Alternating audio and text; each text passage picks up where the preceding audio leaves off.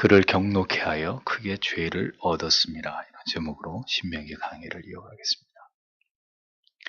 모세는 가나안 땅에 들어가게 된 것이 결코 이스라엘의 의로움 때문이 아니라는 것을 출애굽의 2세대들에게 계속해서 강조합니다. 그 증거로 그들의 조상들이 출애굽 과정에서 하나님의 목전에서 얼마나 큰 악을 저질렀었는지를 증언하고 있는 것을 볼 수 있습니다. 이러한 구약의 진리는 우리들에게 우리가 받은 구원이 결코 우리의 의로움 때문이 아니라는 중요한 교훈으로 그렇게 전수되고 있습니다. 결코 우리의 의로움 때문이 아니라 오직 하나님의 전적인 은혜로 죄악 가운데 살아오던 타락한 우리에게 하나님의 일방적인 그 아들을 통한 구원의 은총이 임한 것이라는 것을 구약과 신약의 어떤 말씀을 통해서라도 이 진리를 명확하게 드러내고 있는 것을 볼 수 있습니다. 언약의 두 돌판을 시내산에서 호렙산에서 받아서 이제 이것을 이스라엘 백성들에게 가지고 내려오던 그런 이제 차에 모세는 하나님께로부터 이스라엘이 범죄했다는 사실을 듣게 됩니다. 그리고 하나님이 진노하셔서 그들을 진멸하시겠다는 두려운 말씀을 듣고 서둘러 산 아래로 내려오게 되죠. 이어지는 말씀은 이스라엘이 우상을 숭배하는 모습을 보고 모세가 취한 행동입니다. 16절에서 17절을 다시 보면 그리고 내가 보았다. 그런데 보라. 너희가 너희 하나님 여호와께 범죄하였다. 너희가 너희를 위하여 우상의 송아지를 만들었다. 너희가 여호와께서 너희에게 명하신 그 길로부터 속히 떠났다. 그리하여 내가 그 돌판들 두 개를 붙잡았다. 그리고 내가 나의 두 손에서 던졌다. 그리고 내가 너희의 목전에서 그것들을 깨뜨렸다. 이렇게 기록되어 있습니다. 이스라엘이 항상 그랬듯이 이번에도 하나님께 큰 범죄를 저지르고 있었습니다. 그들은 그들 자신을 위해서 금송아지의 우상을 만들었습니다. 그러니까 언제나 하나님을 거스려서 범죄가 일어나게 되는 동기는 라켐, 히브리 말로 라켐, 너희를 위하여 이렇게 번역된 부분입니다. 너희를 위하여에 있는 거죠. 하나님을 위하는 것이 아니라 철저하게 우리 자신을 위하려고 하는 이 타락한 본성을 억제하지 못함으로 인해서 결국은 하나님의 도를 떠나서 인간이 죄를 범하게 된다라는 겁니다. 아담과 하와가 선악과를 따먹게 되는 사탄의 유혹을 받을 때도 누구를 위해서 그걸 따먹은 거예요? 하나님과 같이 되고자 하는 자기들을 위해서. 그러니까 언제나 죄는 언제 저질러지느냐? 하나님을 위하려고 하는 하나님이 은혜를 주심으로 하나님을 위하려고 하는 그 마음이 지켜질 때는 죄가 저질러지지 않지만 그 하나님의 은혜가 없든지 그 하나님의 은혜가 사라지고 난 다음에는 언제든지 나를 위하여 이 타락한 본성이 발동하거든요. 그럼 어떻게 됩니까? 하나님의 뜻을 거스려 죄를 범하는 일이 일어나게 된다는 거죠. 인간의 타락한 본성은 언제나 자기를 가장 사랑하게 되어 있습니다. 그 사랑의 방향은 항상 나에게 집중되게 되어 있습니다.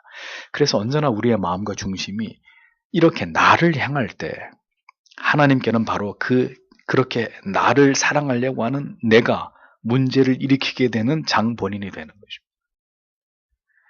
자기 자신만을 위하는 삶에서 우상이 만들어지는 것이고 하나님의 뜻을 거스르고 육신이 하고자 하는 대로 쫓아가려고 하는 죄악이 행해지기 때문에 하나님께서는 그토록 아끼고 사랑하는 그 자기 자신, 즉 우리의 자신 안에서 우리가 해결할 수 없는 문제를 만들어 놓는 것입니다.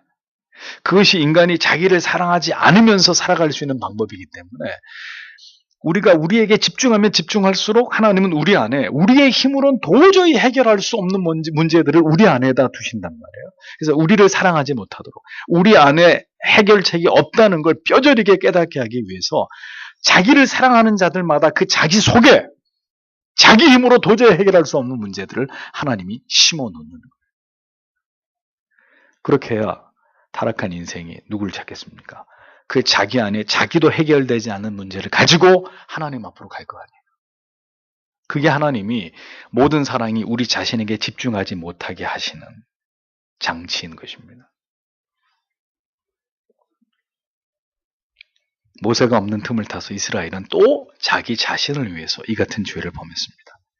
신앙은 하나님께 묻지 않고 하나님을 신뢰하지도 않고 하나님의 말씀을 전혀 의식하지도 않고 그렇게 살아가던 자들이 점점 하나님의 말씀에 묶이고 그 말씀을 묵상하고 그 말씀을 신뢰하게 되고 결국은 하나님을 열렬하게 사랑하게 되는 그 긴 과정이 신앙입니다. 그렇게 자기를 부인하고 온전히 하나님만을 의지하게 하도록 하나님께서는 우리 자신을 위하려고 하는 모든 것들을 내려놓게 만드십니다. 앞에서 얘기한 대로 내가 뛰어넘을 수 없는 한계를 통해서 움켜쥐고 나를 위하려 했던 모든 것이 나에게 고통으로 찾아올 때 인간은 비로소 자신을 놓게 되잖아요. 자기를 포기하게 되잖아요.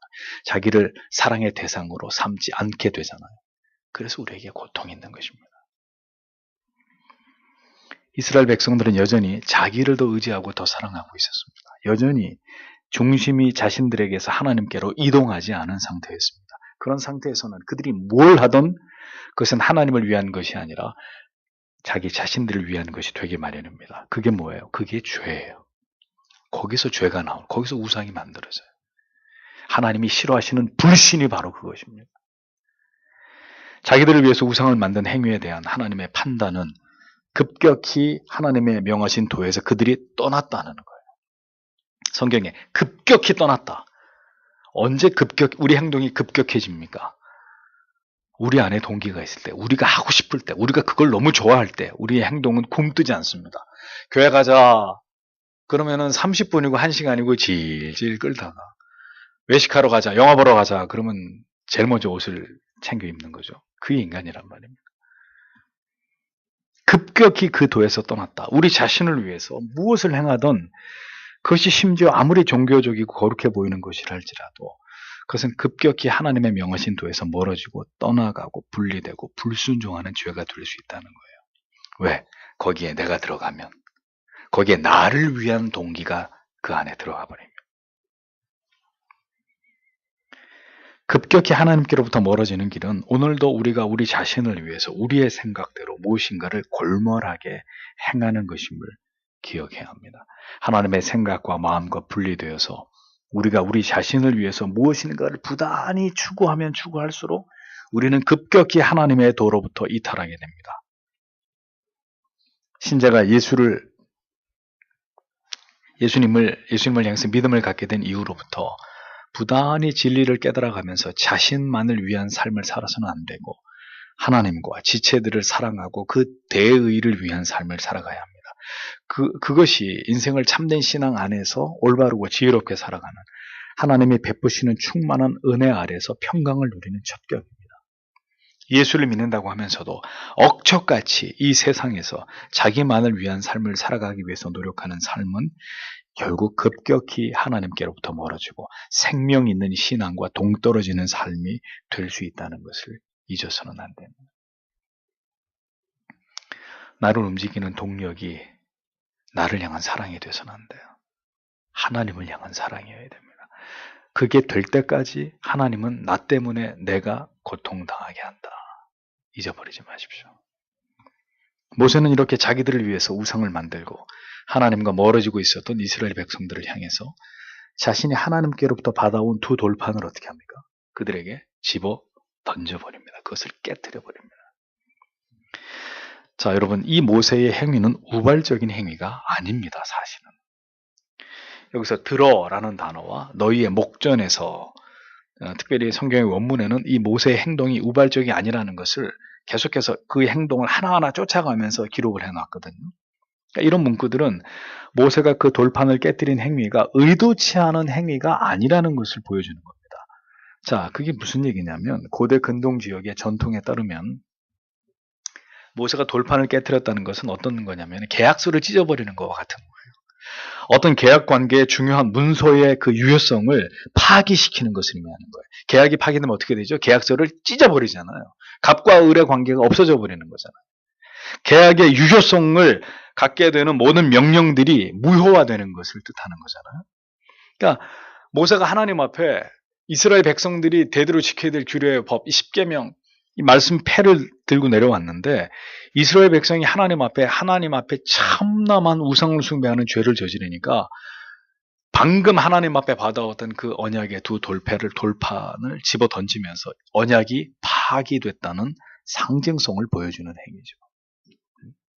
이 여호와께 받아온 두 돌판이 무용지물이 되어버렸다. 너희들의 사악한 죄 때문에 이 두 돌판의 의미가 퇴색되어 버렸다. 계약은 이것으로 파기다. 하나님의 언약의 당사자로서의 선민 이스라엘의 그 지위와 특권이 모두 사라져버린 것을 의미하는 것입니다. 여러분, 오늘도 우리의 죄와 어리석은 삶은 우리를 향하신 하나님의 선하신 약속들을 무의미하게 만들고 있습니다. 구원받은 우리가 받은 구원은 전적인 하나님의 은혜의 산물이지만 우리가 하나님의 명령과 규례를 지켜 행함으로 우리에게 주시는 은혜와 복은 우리가 살아가는 삶의 모습과 그 내용과 절대로 무관하지 않습니다. 마음대로 무시하고 어겨도 되는 법이라면 무엇 때문에 하나님께서 우리에게 율법을 주셨겠습니까? 물론 율법을 지켜 행하는 것으로 구원을 받는 것이 아닙니다. 율법은 단지 우리에게 죄가 무엇인지를 깨닫게 하고 율법을 지켜 행함으로 구원에 이를 수 없다는 사실을 오히려 가르쳐 줍니다. 그러나 또한 율법은 죄의 형벌의 지엄함을 우리에게 보임으로써 우리로 하여금 죄를 경계하게 만드는 것이고 우리가 이 세상을 살아가는 동안에 어떻게 하나님을 섬기고 경외해야 할지에 대해서 실질적인 지침을 우리에게 제공해 주는 것이 율법입니다.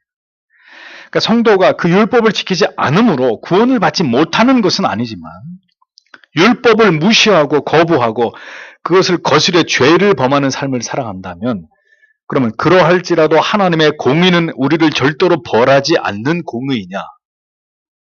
절대로 그렇지 않다는 거죠. 율법을 범하는 것은 죄입니다. 그 죄는 반드시 하나님 앞에서 예수 그리스도의 이름 안에서 진실된 회개를 통해서 다루어져야 될 문제입니다. 그럼에도 불구하고 죄악을 범하면서 우리가 이 세상에서 하나님의 율례와 법도를 어기면서 살아가면 그 죄로 인한 형벌이 반드시 우리에게 따른다. 우리의 삶 가운데 따른다. 라는 것을 간과해서는 안 됩니다. 하나님이 불신자와 멍에를 같이 매지 말라. 불신 결혼을 하지 말라 그랬는데 고집을 부리고 불신 결혼을 했습니다. 평생의 그의 삶 속에 그것으로 인한 고통이 따르는 거예요. 안식일을 기억하여 거룩히 지키라 했는데 이 핑계 저 핑계 내면서 주의를 계속 빼먹는단 말이죠. 반드시 하나님이 그것에 대해서 뼈를 깎는 회개를 통해서 그를 사랑하기 때문에 그를 구원을 취소시키는 게 아니라 그의 죄의 값을 치르게 함으로써 회개하고 하나님을 바르게 섬길 수 있는 자리로 이동하게 만든단 말이죠. 우리의 삶 가운데 크고 작은 하나님 앞에 죄를 계속 하나님의 율법을 우습게 여기고 죄를 범한단 말이에요. 고의적으로든 우리가 연약해서든 하나님이 그래 못 본 걸로 해줄게. 내가 그냥 이번에는 그냥 간구하고 넘어가마. 하나님은 그런 하나님이 아니십니다. 그 죄의 형벌이 따른단 말이에요. 이스라엘의 우상숭배 범죄 행위가 즉각적인 하나님의 언약의 파기를 가져왔듯이 우리의 죄는 분명히 하나님과 우리의 관계를 훼손시키고 영적인 침체와 어두움을 몰아오게 되어 있습니다. 영적 단절을 초래하게 된단 말이에요. 그리고 중요한 것은 죄는 하나님을 격노하게 만듭니다. 우리의 죄는 하나님의 진노를 불러오는 것입니다. 죄를 지었냐? 죄를 지었구나 네가. 그게 아니라 죄는 하나님의 진노를 부른다. 우리는 하나님을 사랑의 하나님으로만 이해하려고 하는 경향이 있습니다. 그냥 뭔 짓거리를 해도 다 그냥 품어주시고 사랑해주시고 온유하심으로 대해주시는 하나님으로 생각합니다. 그러면 아들 예수께서 왜 그렇게 처참한 몰골로 십자가에서 자기를 버려야만 했을까요? 죄는 분명히 하나님의 진노와 징벌을 불러옵니다. 그에 따른 응분의 대가가 지불되는 것입니다. 18절을 보십시오. 그리고 내가 이전과 같이 40일 낮을 그리고 40일 밤을 여호와 앞에 엎드렸다. 내가 떡을 결코 먹지 아니하였다. 그리고 내가 물을 결코 마시지 아니하였다. 너희가 여호와의 목전에서 악을 행함으로 그를 경노케 함으로 범죄한 너희의 모든 죄로 인해 이렇게 직역이 됩니다. 모세는 처음 언약의 두 돌판을 받을 때처럼 다시 40일간 식음을 전폐하고 하나님 앞에 엎드렸습니다. 그러나 이번에 모세가 하나님 앞에 나아간 이유는 이스라엘 백성들의 그 범죄로 인해서 하나님이 크게 진노하셨기 때문입니다. 그래서 이스라엘 백성들을 대신해서 그들의 지도자인 모세가 하나님과 이스라엘 사이를 중재하기 위해서 목숨을 걸고 나갑니다. 40일을 식음을 전폐했다. 역시 죽음을 각오한 건데 하나님의 은혜는 모세를 살려두셨고 하나님 앞에 서게 했죠. 이스라엘 백성들이 지금 하나님 앞에 심히 악한 죄를 범했고 하나님은 그들의 이 같은 행위에 대해서 매우 크게 경노하신 상태였습니다. 자, 누가 필요합니까? 중재자가 필요하단 말이에요.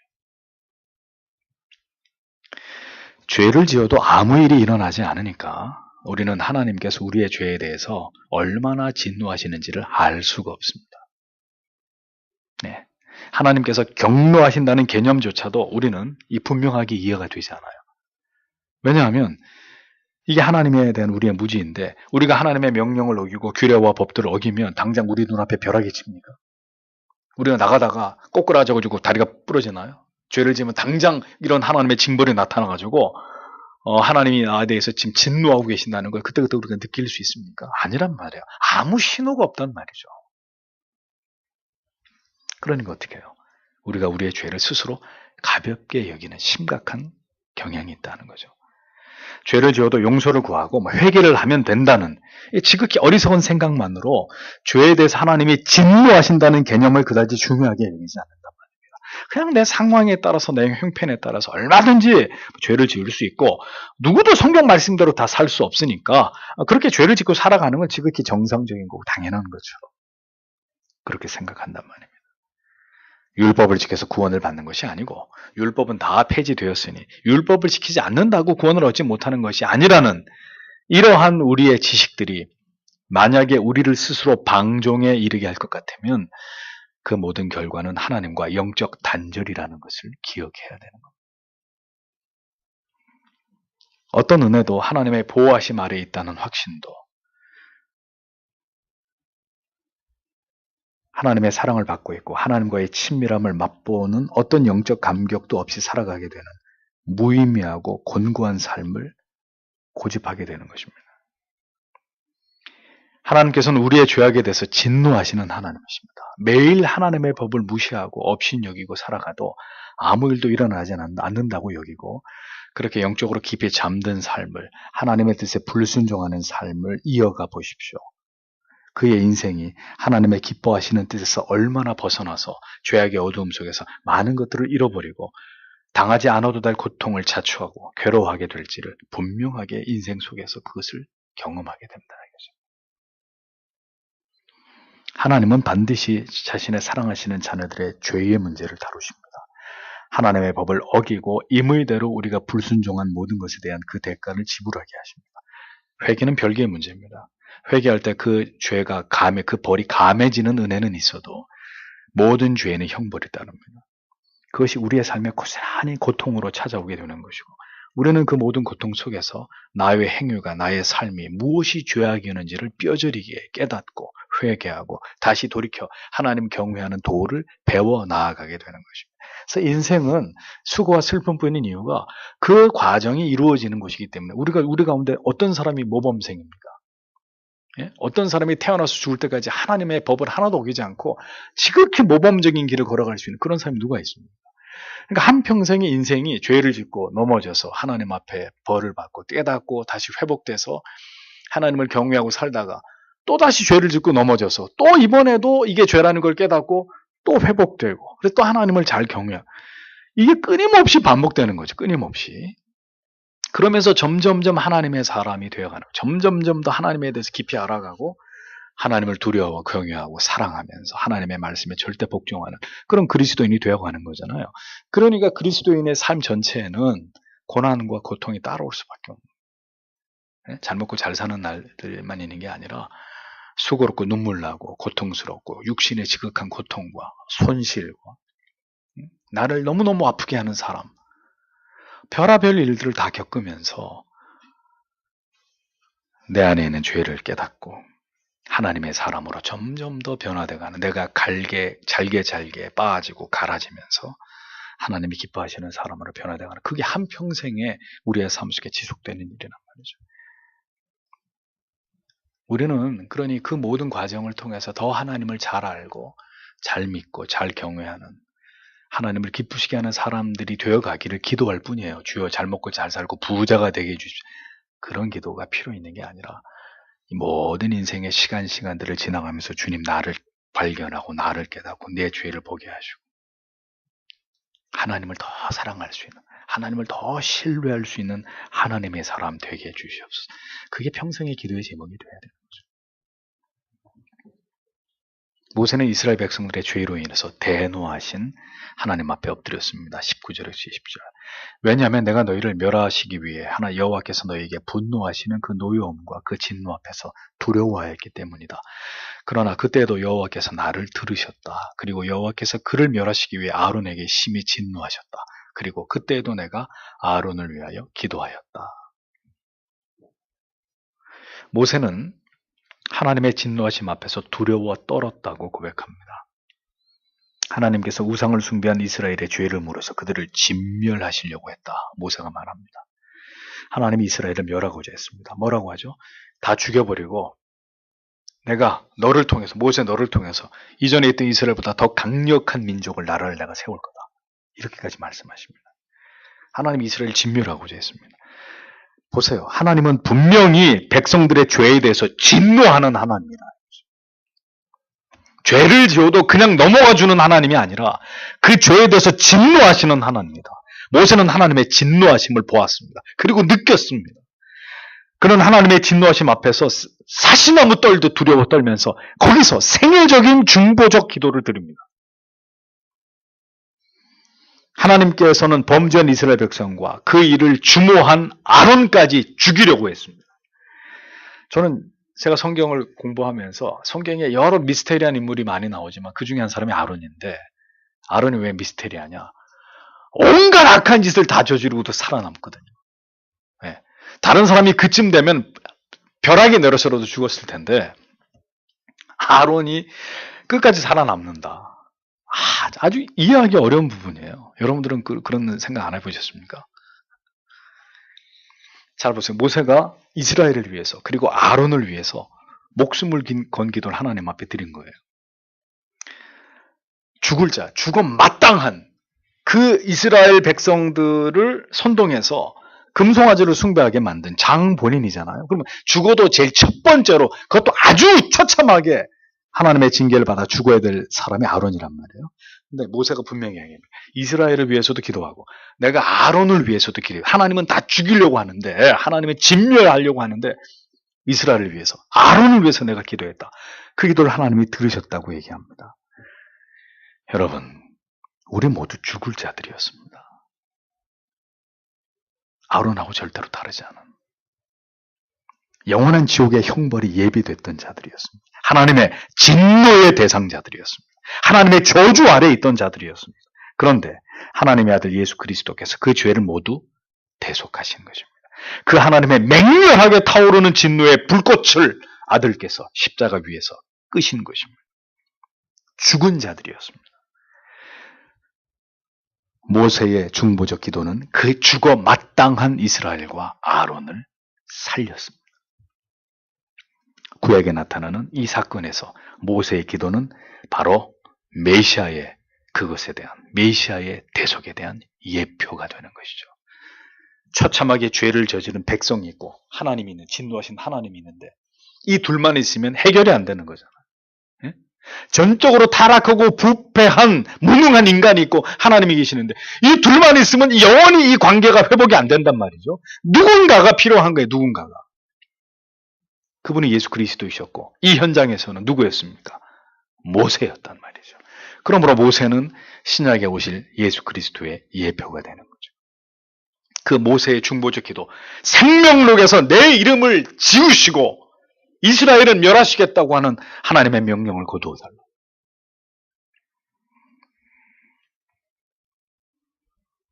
진노하심 가운데 잿더미가 되어야 될 이스라엘 백성, 반드시 죽어 마땅한 사악한 아론이었습니다. 그들이 하나님의 진노를 피할 수 있게 된 것은 모세의 기도였습니다. 하나님은 모세의 생명을 내놓은 기도를 받으셨고 이스라엘이 진멸할 위기에서 벗어나게 하셨습니다. 엄밀하게 말하면 하나님께서는 그렇게 모세를 통해서 하나님의 독생성자 예수 그리스도를 통해서 이스라엘을, 우리를, 그 악한 아론을 살리고자 하신 것입니다. 그것이 하나님의 진노 중에도 그 백성들을 긍휼히 여기심입니다. 하나님의 자비하심이라는 거죠. 21절에 하나님의 진노를 멈추게 하려는 모세의 노력이 계속되고 있습니다. 그리고 너희가 만든 너희의 죄를 그 송아지를 내가 취하였다. 그리고 내가 그것을 불로 태웠다. 그리고 내가 그것이 티끌이 되도록 작아질 때까지 갈기 위하여, 가늘게 하기 위하여 그것을 박살내었다. 그리고 내가 그것의 가루를 그 산으로부터 흘러내리는 시내에 뿌렸다. 라고 적고 있습니다. 모세는 이스라엘 백성들이 만든 금송아지를 불로 태워버렸습니다. 다 녹여버렸습니다. 그리고 그 입자가 매우 가늘어질 때까지 빻고 갈면서 완전히 가루로 만들어버렸습니다. 그 누구도 다시는 이 같은 짓을 하지 못하게 하기 위해서 상징적인 의미로 그는 철저하게 이 금송아지를 분쇄하는 작업을 했습니다. 그리고 누구도 다시 이 금 한 가루까지도 소유하지 못하도록 흘러가는 시내에다가 다 뿌려가지고 흘러내려가 버리도록 만들어버렸습니다. 모세 이 같은 우상을 철저하게 파괴하는 행위는 하나님의 공의를 만족시키는, 하나님이 보시기에 매우 합당한 것이었습니다. 그렇게 하나님의 공의를 만족시키기 위해서 갈보리 언덕 위에서 예수 그리스도가 자기의 몸을 산화시키신 것입니다. 갈기 찢겨지도록 형체도 없이. 모세는 이러한 모습을 이스라엘 백성들에게 똑똑히 보여주면서 이후에 또다시 이렇게 우상을 숭배하는 일이 있어서는 안 된다는 것을 분명히 경고하고 있었습니다. 금송아지는 가루가 돼서 시내에 뿌려졌고 흘려보내졌습니다. 뭘 뜻합니까? 죄는 이렇게 산산조각이 나야 되는 거예요. 산산조각이 나야 되기 때문에 예수님께서 그렇게 찢기우시고 십자가에 못 박히시고 그리고 죽음의 음부에 내려가는 듯한 그 모든 고통을 그가 감당하신 것입니다. 죄는 산산조각이 나야 돼. 완전히 분쇄되고 가루가 나도록 그렇게 철저하게 우리 안에서 근절되고 소멸돼야 되는 것입니다. 이것이 죄를 대하는 성도의 자세이어야 한다는 거죠. 죄를 가볍게 여기는 태도, 발본색원하지 않으려는 죄에 대한 미흡한 대처, 이것은 매우 어리석은 일이고 계속해서 또다시 죄에 넘어지고 또 넘어지게 되는 원인이 됩니다. 모세는 하나님의 진노를 이렇게라도 해서 풀어드리려고 하는 마음으로 금송아지를 완전히 다 분쇄해버립니다. 하나님을 경노하게 만든 대상에 대한 그 철저한 파괴, 완전한 박멸, 그렇게 죄를 혐오하고 미워하는 마음이 우리에게 필요하다는 거죠. 그렇게 악을 대하는 우리의 자세가 요구되는 것입니다. 하나님이 미워하시는 그것을 우리도 그렇게 미워해야 된다는 거죠. 가루를 내가지고 완전히 가루를 내서 흔적조차 없이 그렇게 만든 다음에 물에 흘려 떠내려가게 하는, 철저하게 하나님이 싫어하고 진노하시는 대상에 대해서 철저하게 그것을 미워하고 혐오하는 어리석고 바보 같은 짓이 뭡니까? 그렇게 하나님이 진노하고 싫어하는 대상을 끌어안고 그 편에 서려고 하는, 그것을 부도하려고 하는 가장 미련하고 어리석은 짓입니다. 같이 망하는 짓입니다. 같이. 하나님의 진노하심을 소홀히 여겨서는 안 됩니다. 우리가 죄를 어떻게 대하고 죄악을 어떻게 여기는가를 하나님이 주목하십니다. 우리가 어떻게 악에 대해서 대응하는지, 악의 실체에 대해서 우리가 어떻게 대응하는지, 신자가 어떻게 악의 편에 설 수 있습니까? 신자가 어떻게 복음을 반대하고 거부하는 그런 사람과 벗이 될 수 있습니다.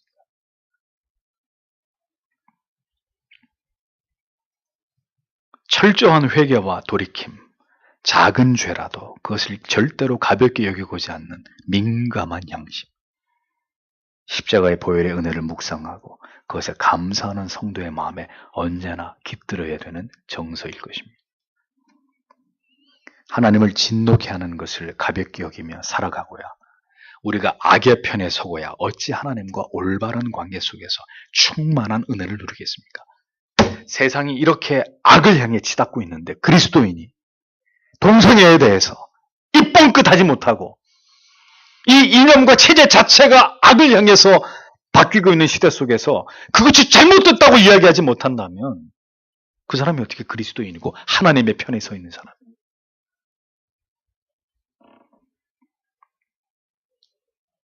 모세처럼 오늘도 우리의 모든 죄를 대속하시고 오늘도 보좌에서 우리를 위해 기도하고 계시는 주를 의지하면서 우리가 영원히 죽었던 죄인이나 아들의 보혈을 통해 살 길을 열어주신 하나님의 사랑과 주의 은혜 감사하면서 오늘도 우리의 죄를 정직하게 하나님께 고하고 그리고 거룩과 순결을 위해서 경건에 진력하는 하나님의 자녀들이 되기를 우리는 소원해야 합니다.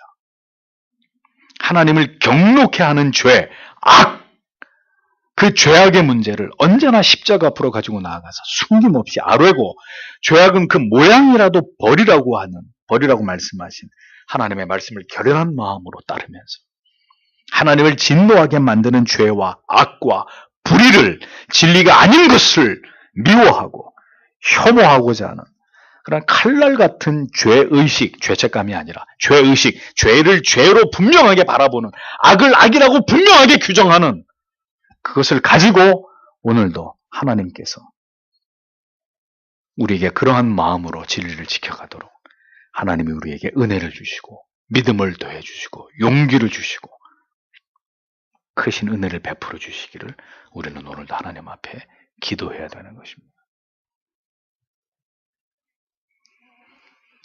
모세가 하나님의 진노에 대해서 대응하는 법을 보십시오. 하나님이 분명히 이 시대를 향해서도 진노하고 계신다면 오늘 하나님 편에 서 있는 여러분, 우리가 이 창궐하고 있는 죄의 문제를 어떻게 바라봐야 될까? 하나님은 진노하고 계시는데 우리는 뭐가 좋다고 희죽거리고 장난치고 세상에서 나의 쾌락과 만족을 위해서 그렇게 살아간다면 하나님의 백성들은 그럼 어디에 있는 것입니까? 오늘도 이 말씀을 깊이 생각해 보면서 이 시대에 우리가 품어야 될 합당한 마음이 무엇인지 하나님 우리에게 믿음을 더해 주시고 은혜를 주시고 분별력을 주시고 용기를 주셔서 하나님이 미워하고 혐오하고 하나님이 진노하시는 것들에 대해서 우리도 진노하고 혐오하고 모세처럼 빻아서 가루로 만들어서 그것을 소멸시키려고 하는 하나님 그런 믿음과 의지를 우리에게 주시기를 이 밤에도 하나님 앞에 간절히 기도하고 돌아가시는 여러분들이 되시길 바랍니다. 기도하겠습니다.